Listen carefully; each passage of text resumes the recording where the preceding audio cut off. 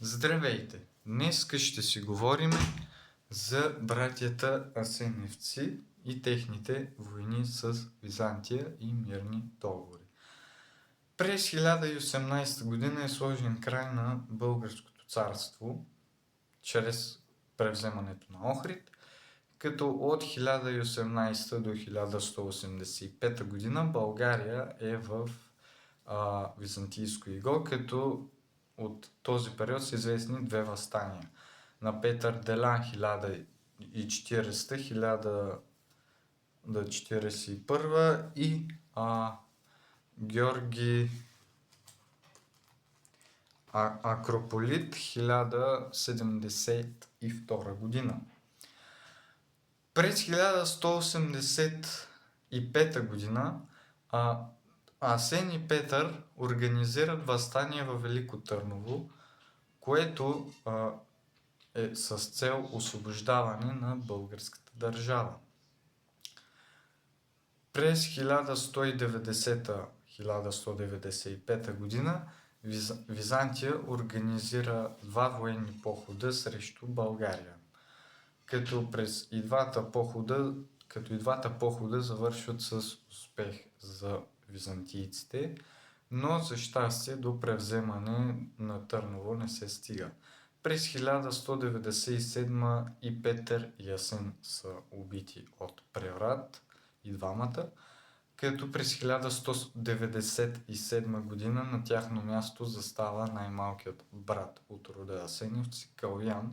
който управлява от 1197 до 1207 година. Като за този период, по време на неговото управление, през 1204 година,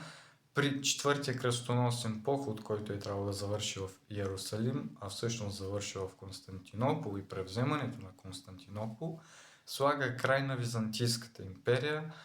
и на нейно място възниква Латинската империя, Епир и Никея, които са две византийски провинции, които се борят за възстановяването на Византия. През 1205 година Балдуин II Фландърски проявява интерес към българските земи и организира военен поход,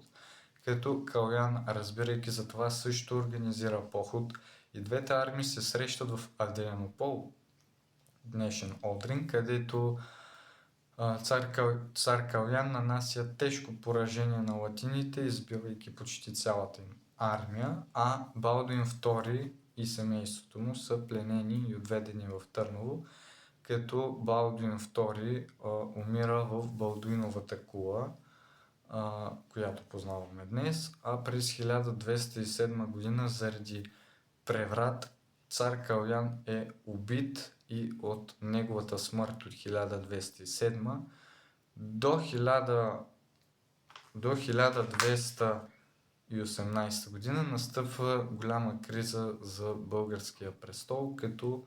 много от болярите започват да се мамят и убиват, за да станат царе на България.